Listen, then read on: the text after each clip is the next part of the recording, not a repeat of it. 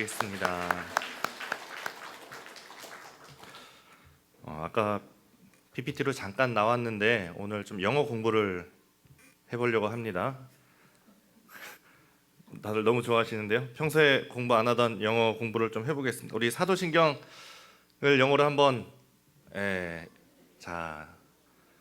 뭐 어려운 단어가 있나요? 우리 한번 천천히 읽어볼까요?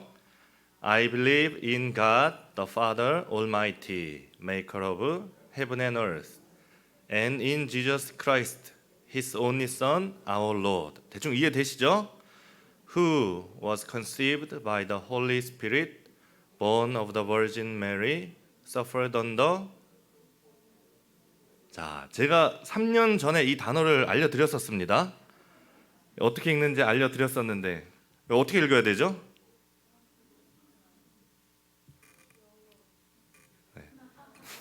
영어, 맞습니다. 영어.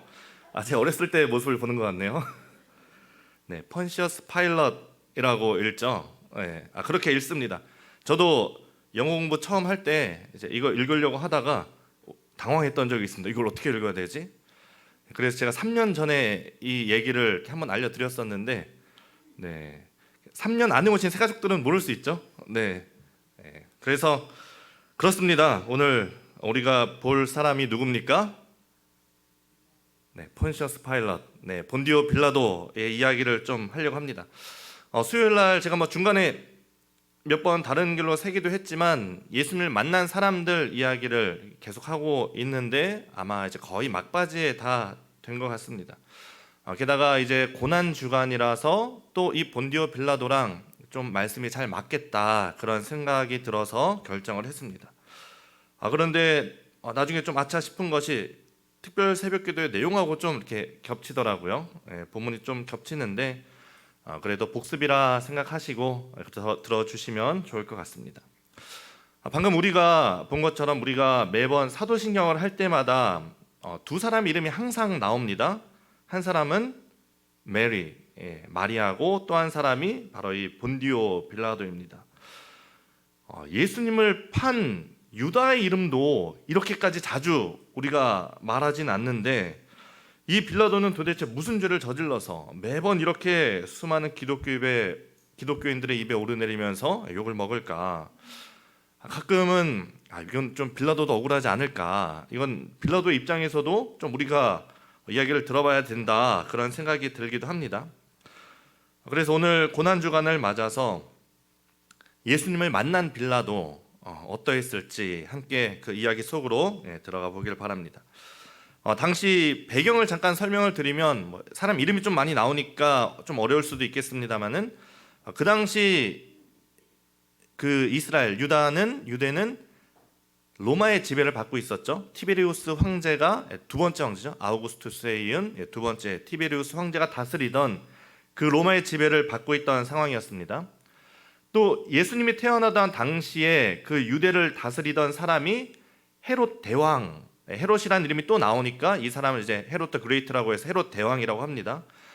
이 사람이 이 유대를 다스리면서 유대인의 지지를 얻기 위해서 한 것이 그 스룹바벨 성전을 화려하게 확장시키기도 합니다. 그래서 헤롯 성전이다 이렇게 부르는데 실상은 굉장히 의심 많고 잔인한 성격이었죠.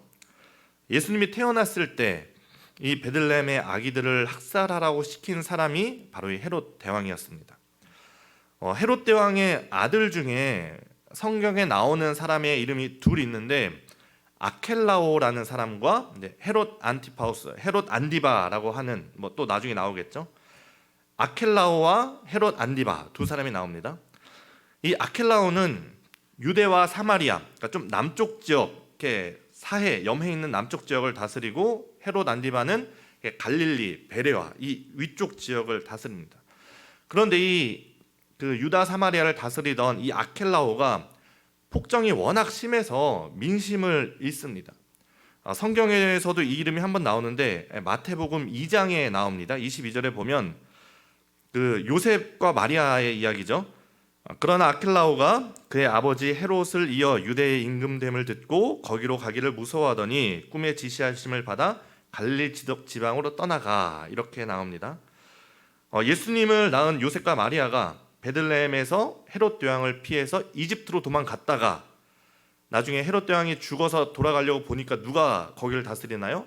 아켈라오가 다스리는데 이 사람이 워낙 폭정이 심하니까 아켈라오가 왕이 됐다는 소식을 듣고 무서워서 못 가고 대신 그 위쪽 헤롯 안디바가 다스리는 갈릴리로 갔다는 것이죠. 이 사람이 워낙 민심을 잃어서 유대인들이 로마에 직접 탄원을 넣기도 합니다. 차라리 직접 통치해 달라, 그 직영점이 되게 해달라, 직할시가 되게 해달라. 그렇게 해서 6년 만에 이 아켈라오가 파면되고 그 다음부터는 총독이 직접 와서 다스리게 되는 것이죠. 그래서 유다 사마리아 남쪽 지역이죠. 유다 사마리아는 총독이 다스리고 저 위 갈릴리 베레아는 여전히 헤롯 안디바가 다스리는 그런 상황입니다. 이 빌라도는 그 총독 중에서 5번째 총독으로 이제 티베리우스 황제가 임명을 하죠. 그리고 이 유다 사마리아를 다스리고 있습니다. 그런데 역사학자인 그 요세푸스에 의하면 이 빌라도도 역시 고집스럽고 잔인한 사람이다, 이렇게 평가를 합니다. 새벽에 담임 목사님께서 말씀하신 것처럼 유대인들하고 여러 차례 부딪히기도 하면서 이것 때문에 반대 시위를 하는 그 갈릴리 사람들을 죽인 것으로 인해서 헤롯 안디바랑 사이가 틀어지기도 합니다. 지금 어쨌든 그런 배경을 우리가 이제 어느 정도 머릿속에 넣고 우리가 다시 성경으로 돌아와서 오늘 이 빌라도의 입장에서, 예수님을 만난 이 빌라도의 입장에서 성경을 한번 봤으면 좋겠습니다. 갑자기 새벽에 누군가 찾아와서 이 빌라도를 깨웁니다. 시간이 한 3시에서 4시쯤 되었을 텐데 한참 자야 되는 이 시간에 사람들이 찾아온 거죠. 민원을 넣기 위해서 사람들이 왔다는 소식을 듣고 잠이 깹니다. 그런데 한술 더 뜨는 게 이 찾아온 유대인들이 엄청 까다롭습니다. 28절 말씀을 보면 이런 얘기가 나오죠. 그들이 예수를 가야바의 관정으로 끌고 가니 새벽이라. 그들은 더럽힘을 받지 아니하고 유월절 잔치를 먹고자 하여 관정에 들어가지 아니하더라.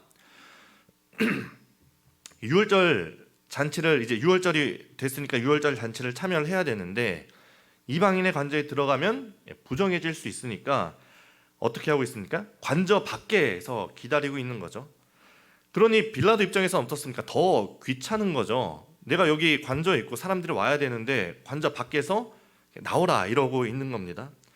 아마 짜증이 나지 않았을까. 그래서 빌라도가 유대인들에게 얘기합니다. 너희가 그를 데려다가 너희 법대로 재판해라.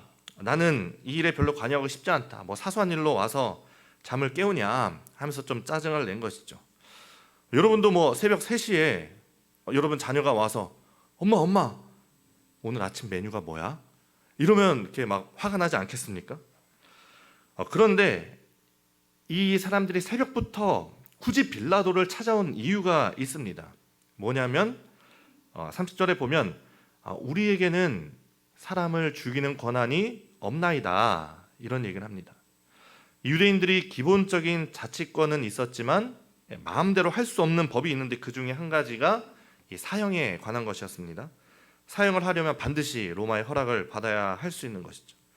그러니 이 새벽에 유대인들이 빌라도를 찾아와서 한다는 얘기가 뭐냐? 한 청년을 잡아와서는 이 사람 죽여달라, 이렇게 찾아온 것입니다. 빌라도도 아마 이 예수란 이름을 들어봤을 겁니다. 예수에 대해서 보고도 받았을 것이고 게다가 그냥 넘어갈 수 없겠다고 생각했는지 관저로 들어가서 예수를 관저로 부릅니다. 그러니까 지금 상황이 어떻습니까? 관저 안에는 빌라도와 예수님만 들어가 있는 상황이고 관저 밖에 유대인들은 못 들어가고 있는 상황인 거죠. 아마도 그 가운데 그 예수님이 서 계셨을 거고 빌라도가 의자에 앉아서 신문을 합니다. 빌라도가 대제사장들, 서기관들, 유대인들이 고발하면서 가져온 죄명을 보니 그 죄명이 뭡니까? 자칭 유대인의 왕이다라는 겁니다. 빌라도가 총독으로 세워질 정도면 꽤나 능력이 있는 사람이었을 겁니다. 상황 파악이나 눈치가 빨랐을 겁니다. 그냥 딱 보면 알죠. 지금 벌써 유대인들이 왜 이 사람을 데리고 왔는지, 왜 말도 안 되는 죄목으로 고발하는지 다 알았을 겁니다. 그래서 그냥 빨리 정리하고 싶은 마음으로 어떻게 보면 조금 비꼬는 말투로 예수님한테 물어봅니다. 네가 유대인의 왕이냐? 그리고 예수님이 대답하죠. 이는 네가 스스로 하는 말이냐 아니면 다른 사람들이 나에 대하여 네게 한 말이냐. 이 빌라도가 좀 당황스럽습니다. 지금 이 상황에서 수많은 사람들이 죽이려 하는 이 상황에서 이 예수라는 사람은 뭐가 이렇게 침착하고 당당하지? 자기가 그동안 신문했던 수많은 죄인들과는 다른 모습인 거죠. 그래도 신문하는 것은 어쨌든 빌라도입니다. 다시 물어봅니다. 나는 유대인이 아니니까 잘 모르겠다. 너를 넘겨준 자들은 다 네 동족이고 대제사장들인데 도대체 네가 무슨 일을 한 거냐? 다시 예수님이 대답합니다. 내 왕국은 이 세상의 것이 아니다. 만일 내 왕국이 이 세상의 것이라면 내 부하들이 싸워서 나를 유대인의 손에 넘기지 않았을 것이다. 내 왕국은 이 세상의 것이 결코 아니다. 대답을 합니다. 지금 빌라도에게 있어서 가장 중요한 핵심 논쟁은 뭘까요? 이 사람이 로마에 있어서 반역을 일으킬 사람이냐라는 거죠. 유대인의 왕으로서 로마에 반역을 하려는 것이냐. 그게 가장 중요한 핵심 논쟁입니다. 그래서 다시 묻습니다. 그래서 네가 왕이라는 거냐? 다시 예수님이 대답하죠. 내가 왕이라고 네가 말하였다. 나는 진리를 증언하기 위해서 왔고 진리 편에 선 사람은 내 말을 귀담아 듣는다. 이렇게 얘기합니다. 빌라도가 예수님을 빤히 쳐다보다가 혼잣말처럼 이렇게 얘기합니다. 진리가 뭐길래? 그 진리가 무엇이냐라는 이 말씀이 저한테는 이제 이렇게 들렸습니다. 이게 예수님의 대답을 들으려고 한 질문이 아니죠. 어떻게 보면 빌라도 스스로에게 한 질문일 수 있습니다. 진리가 무엇이냐? 진리가 뭐길래 목숨과 저울질 해가며 그것을 지키려고 하는 걸까? 하지만 정작 빌라도는 진리를 눈앞에 두고 있는데 진리를 보지 못하고 있는 중이죠. 빌라도가 그런 예수님과의 대화를 나누고 나서 이제 다시 관저 밖으로 갑니다. 유대인들이 관저 밖에 있으니까 유대인들이 있는 곳으로 가서 무죄를 선포합니다. 나는 그에게서 아무 죄도 찾지 못하였노라. 빌라도는 예수님한테 어떤 반역의 증거를 찾지 못했습니다. 이미 다 눈치챘죠. 유대인 안에서의 세력 갈등이라는 것도 눈치챘고 자기가 굳이 개입하지 않는 게 낫겠다 생각을 했습니다. 게다가 또 이 빌라도에게 문득 생각이 난 것이 지금 헤롯 안디바가 예루살렘에 와 있는 게 생각이 난 거죠. 갈릴리에서 활동했던 예수님이기 때문에 헤롯에게 보내면 되겠다. 책임을 헤롯에게 미루려고 하는 거죠. 그렇게 예수님을 헤롯에게 보내고 아마 빌라도는 이제 시간이 좀 됐으니까 아직 새벽이니까 또 다시 잠을 청하려고 했을 겁니다. 하지만 우리가 알듯이 헤롯은 어떻습니까? 그냥 기적에만 관심이 있었지 그 가만히 있는 예수님을 보고서 흥미가 잃고 다시 빌라도에게로 보냅니다. 빌라도는 이제 좀 잠을 자려고 하는데 또 왔습니다. 예수님이 다시 이 무리들과 온 거죠. 이쯤 되자 이 빌라도도 슬슬 이 문제를 조금 심각하게 받아들이기 시작합니다. 빌라도가 곰곰이 생각을 해보는 거죠. 아무도 지금 이 문제에 대해서 책임을 지려고 하지 않는 것이죠. 대제사장들과 헤롯 다 예수님을 죽이고 싶어 하는데 정작 직접적으로 관여하거나 책임을 지려고 하진 않습니다. 대제사장들도 자신이 직접 잡아온 것이 아니죠. 가룟 유다를 이용했고 또 죽이는 일은 빌라도에게 가져왔습니다. 헤롯 안디바도 여기서 손을 뗐습니다. 지금 이 빌라도가 그동안 총독에 오르기까지 어떤 그런 경험, 또 총독으로서의 경험이 이 빌라도에게 경고합니다. 이 일에서 손을 떼는 것이 좋겠다. 이 결과만을 바라는 사람들 앞에서 내가 모든 책임과 결정을 지는 것은 뭔가 좋지 않은 일임에 틀림없구나. 게다가 그 아내 클라우디아가 그 사람에 대해서 관여하지 않았으면 좋겠다 했던 말도 자꾸 마음에 남습니다. 그래서 빌라도가 다시 한번 이제 선을 긋습니다. 너희가 끌고 온 사람을 한번 봐라. 내가 너희 앞에서 신문했을 때도 나는 죄를 찾지 못했고 헤롯도 죄를 찾지 못하고 다시 보내었다. 봐라, 그가 행한 일에 죽을 일이 없다. 그러면서 이렇게 얘기하죠. 그러므로 때려서 놓겠노라 이렇게 얘기합니다. 이 빌라도가 헤롯을 좀 이용해서 예수님을 놓아주려고 하는 거죠. 대신에 예수님을 데리고 온 그 제사장들과 무리들을 만족시키기 위해서 한 결정은 뭐냐? 채찍질을 하고 풀어주는 것입니다. 로마 시대에 채찍질에 세 가지 단계가 있습니다. 가장 약하게 경고성으로 하는 채찍질이 있고, 둘째는 이제 범죄자에게 하는 채찍질이 있고, 마지막 채찍질은 십자가형을 선고한 사람들에게 하는 채찍질이 있습니다. 그러니까 첫 번째는 나무 막대기나 가죽끈으로 그냥 때리는 정도이지만, 마지막 채찍질은 사형수에게 하는 채찍질이죠. 그러다 보니까 우리가 알고 있는 그 뼈조각이나 납덩이, 갈고리를 달고 때리는 채찍질이 사형수에게 말 그대로 죽이려고 하는 채찍질인 거죠. 빌라도는 그냥 예수님을 가벼운 채찍질하고 풀어주기 위해서 다시 사람들 앞에 세웠습니다. 이 빌라도도 들은 얘기가 있죠. 수많은 기적을 행한 사람이 아닌가. 한 이 정도 하면 그래도 이 사람들이 어느 정도 납득하겠지. 예수님을 이렇게 맞으면 예수님을 불쌍히 보고 예수님 편에 서는 사람도 있을 거다. 이런 생각을 했습니다. 그리고 더 한 발 더 나아가서 유대인들에게 유월절에 죄인을 사면하는 풍습으로 예수님을 놓아주려고 같이 합니다. 흉악범인 바라바를 내세운 것이죠. 이 흉악범 바라바의 이름도 예수였습니다. 예수 바라바라고 마태복음에 나오죠. 그러니 빌라도가 이렇게 얘기합니다. 너희에게 유월절에 한 사람을 풀어주는 풍습이 있는데 누구를 풀어줄까? 바라바라고 하는 예수냐? 아니면 그리스도라 하는 예수냐? 이 정도 되면 누가 그 흉악범인 바라바를 인정을 하겠습니까? 이 정도면 예수가 풀려나겠지 생각을 한 겁니다. 하지만 그 사람들의 선택은 누구였습니까? 사람들은 바라바를 선택을 했습니다. 그걸 보고 이 빌라도는 예수님에게 이제 채찍질을 가합니다. 19장 1절에서 채찍질을 가하는데, 여기서 가하는 채찍질은, 그 채찍은 십자가형을 할 때 때리는 그 채찍으로 채찍질을 합니다. 어떻게 보면 마지막으로 그들에게 더 어떤 경고성, 아니면 어떤 본보기를 보여주기 위해서 예수님을 그렇게 피투성이가 되도록 채찍질을 했을 수도 있습니다. 그리고 나서 그 채찍에 맞아서 피투성이가 된 예수에게 자색옷을 입히고 가시관을 씌운 채로 다시 사람들 앞에 세우고 다시 한번 무죄를 선포합니다. 나는 이 사람에게서 아무런 죄도 찾지 못했다. 너희가 친히 데려다가 십자가에 못 박아라. 그랬더니 유대인들이 소리칩니다. 그가 마땅히 죽어야 됩니다. 그가 자기가 하나님의 아들이라 했으니 마땅히 죽어야 합니다. 그런데 이 이야기를 듣고 빌라도가 오히려 겁이 납니다. 요한복음 19장 8절에 이렇게 나오죠. 빌라도가 이 말을 듣고 더욱 두려워하여. 이쯤 되니 어떻습니까? 이 자가 정말 하나님의 아들일 수도 있겠다라는 생각이 드는 것이죠.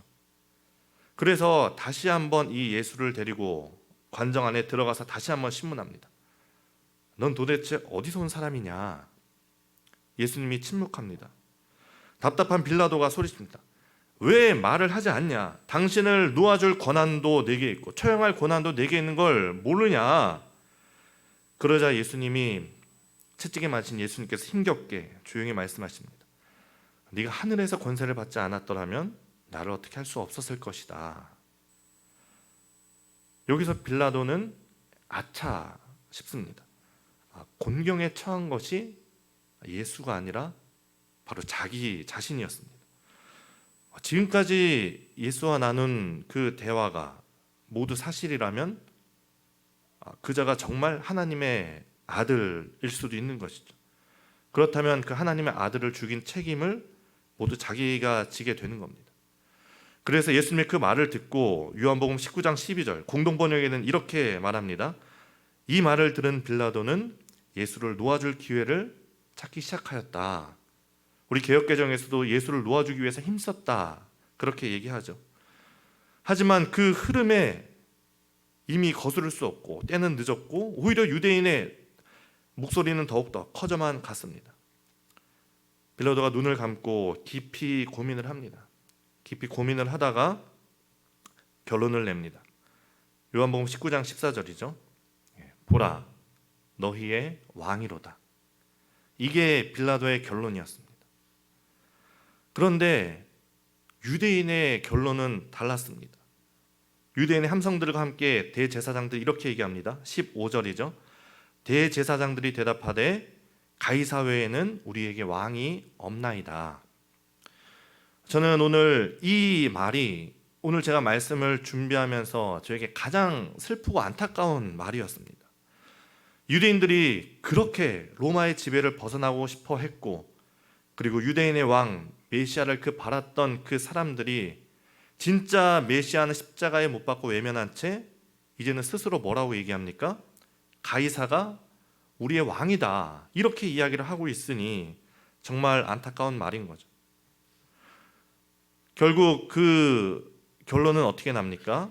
마가복음 15장 15절에 보면 빌라도가 우리에게 만족을 주고자 하여 바라바는 놓아주고 예수는 채찍질하고 십자가에 못 박히게 넘겨주니라. 결국 이 빌라도는 최악의 선택을 하게 됩니다. 하나님의 아들, 유대인의 왕을 십자가에 못 박히게 넘겨주는 것이죠.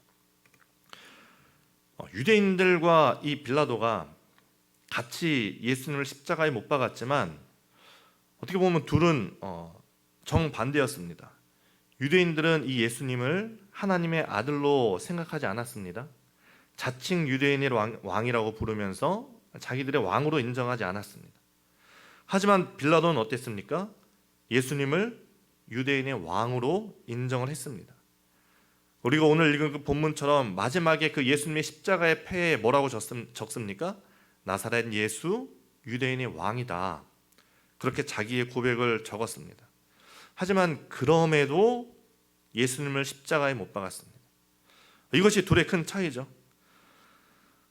빌라도는 어떻게 보면 그 예수님을 풀어주기 위해서 굉장히 애썼음에도 불구하고 그 이름이 사도신경에 박제가 되어서 매번 그 이름을 불릴까, 저는 오늘 말씀을 준비하고 이 빌라도를 볼 때 히브리서 말씀이 생각이 났습니다. 히브리서 10장 26절에 이렇게 나오죠.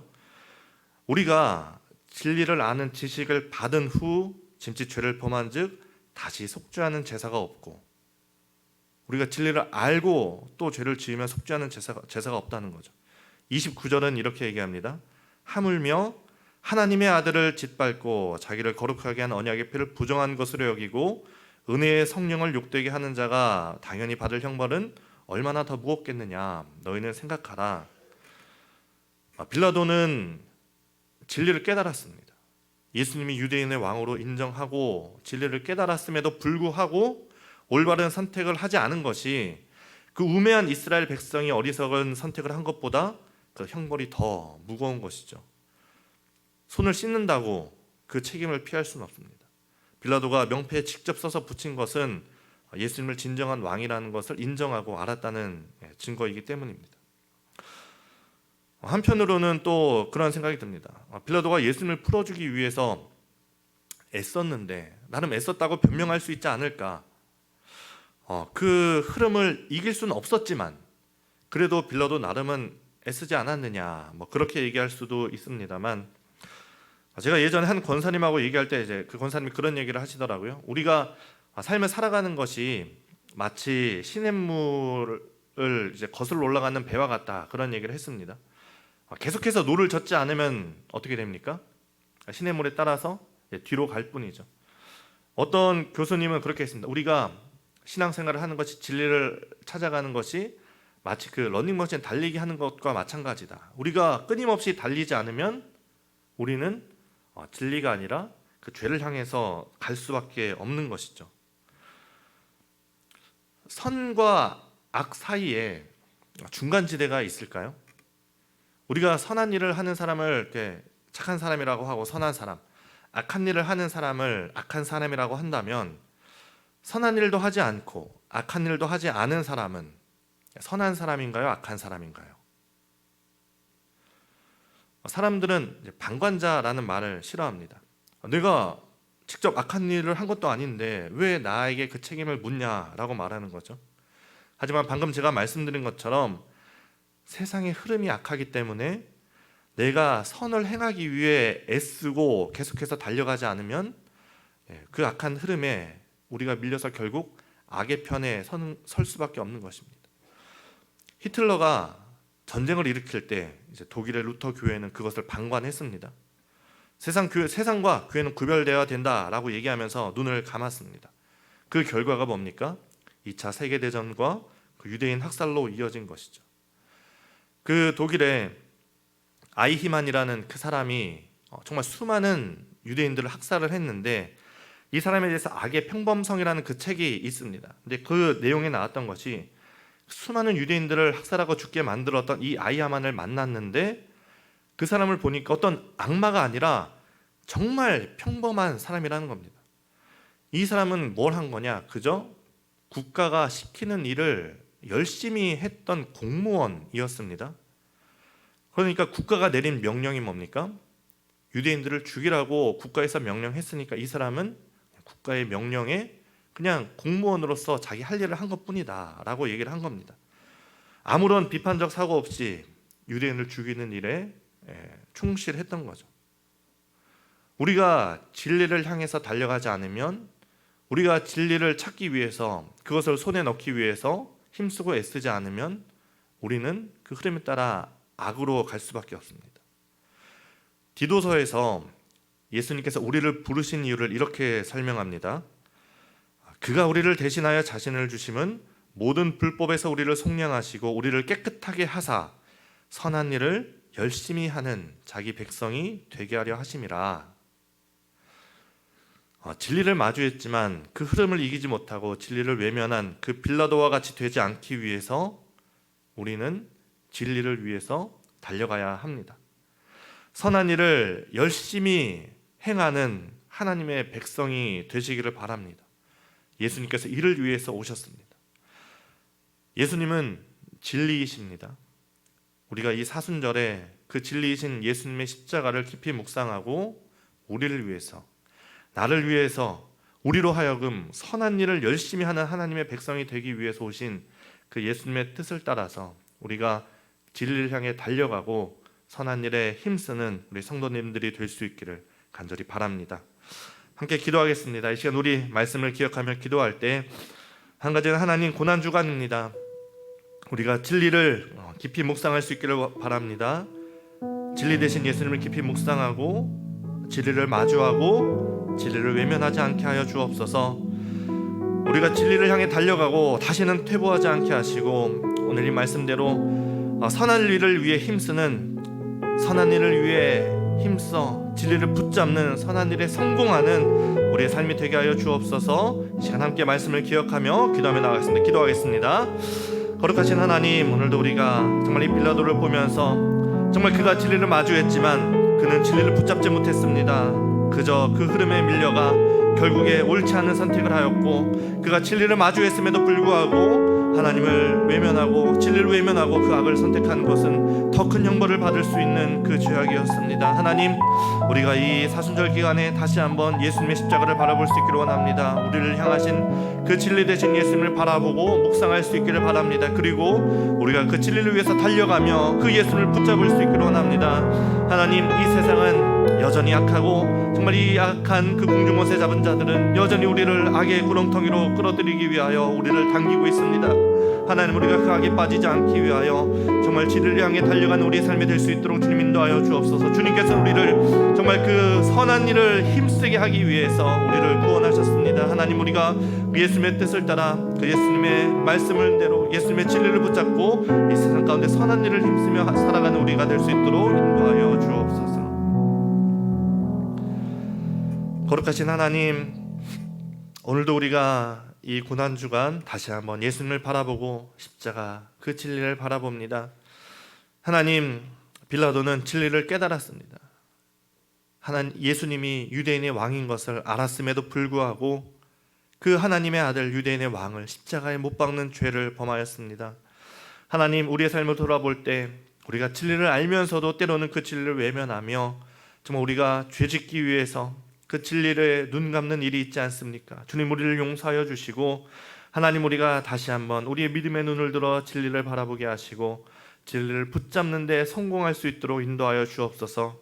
정말 세상은 여전히 약하여 우리를 계속해서 악으로 끌어들입니다. 우리를 당기고 있습니다. 그러나 우리가 정말 늘 선한 일에 힘쓰고 진리를 위해 달려가는 일에 힘써서 정말 예수 그리스도의 그 진리를 닿기까지, 붙잡기까지 정말 힘쓰고 달려가는 선한 일에 힘쓰는 우리 모든 상일의 성도들 될 수 있도록 주님 인도하여 주시고, 그 진리를 붙잡았을 때 주님과 함께 기뻐하는 우리 모든 성도들 될 수 있도록 하나님 인도하여 주옵소서. 감사드리며 거룩하신 예수님의 이름으로 기도합니다. 아멘.